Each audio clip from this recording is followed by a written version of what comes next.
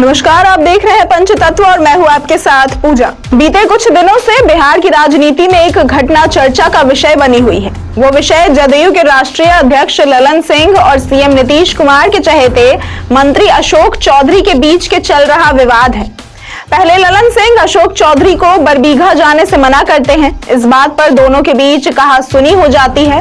ललन सिंह की मनाही के बाद भी अशोक चौधरी बरबीघा जाते हैं। अशोक चौधरी आगे कहते हैं कि उन्हें सीएम नीतीश कुमार ने पावर दिया है।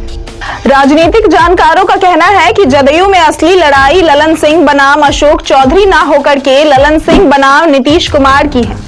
यदि ये सत्य हुआ तो ललन सिंह का हाल जदयू के पहले के पूर्व के राष्ट्रीय अध्यक्षों की तरह हो सकता है, क्योंकि नीतीश को छोड़ जितने भी अध्यक्ष रहे सबको पार्टी ने धकेल कर किनारे किया है। इसमें केवल नीतीश ही अकेले अध्यक्ष हैं जिन्होंने अपना कार्यकाल भी पूरा किया और उसके बाद भी पावर उन्हीं के इर्द गिर्द रही। सबसे बड़ा सवाल ये है कि ललन सिंह बनाम अशोक चौधरी ना होकर ललन सिंह बनाम नीतीश कुमार लड़ाई कैसे है। ये समझना होगा कि आखिर कौन सा पावर अशोक चौधरी के पास है जिससे वो पार्टी के राष्ट्रीय अध्यक्ष की बात को नजरअंदाज कर रहे हैं।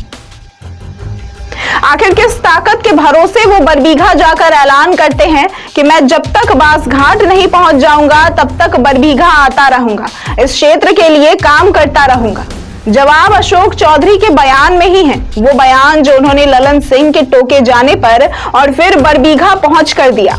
वो ये कि उन्हें पावर नीतीश कुमार से मिली है। इससे पता चलता है कि अशोक चौधरी के साथ नीतीश कुमार का साथ है।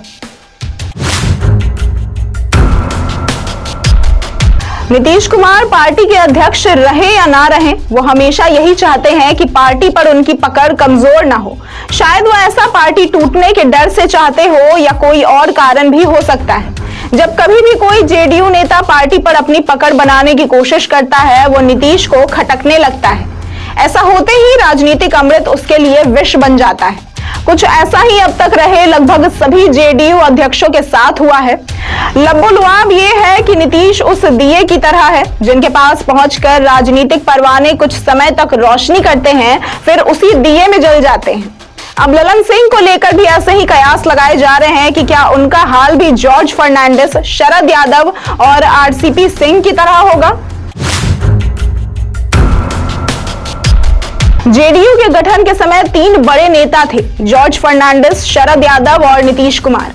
2004 में जॉर्ज फर्नांडिस पार्टी के पहले राष्ट्रीय अध्यक्ष बने।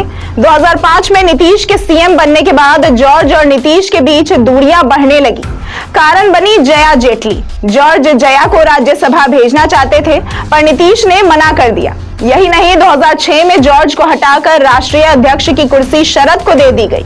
2009 के लोकसभा चुनाव में जॉर्ज का टिकट स्वास्थ्य का हवाला देकर काट दिया गया। ऐसी स्थिति आ गई कि जॉर्ज को निर्दलीय चुनाव लड़ना पड़ा जिसमें वो हार गए। इस तरह जॉर्ज का राजनीतिक जीवन समाप्त हो गया। जॉर्ज के बाद शरद यादव पार्टी के राष्ट्रीय अध्यक्ष बने। वो मधेपुरा से कई बार सांसद रहे पर साल 2014 में लोकसभा चुनाव हार गए। साल 2016 में पार्टी पर अपनी पकड़ और मजबूत बनाने के लिए नीतीश कुमार खुद राष्ट्रीय अध्यक्ष बन गए और शरद यादव को राज्यसभा भेज दिया।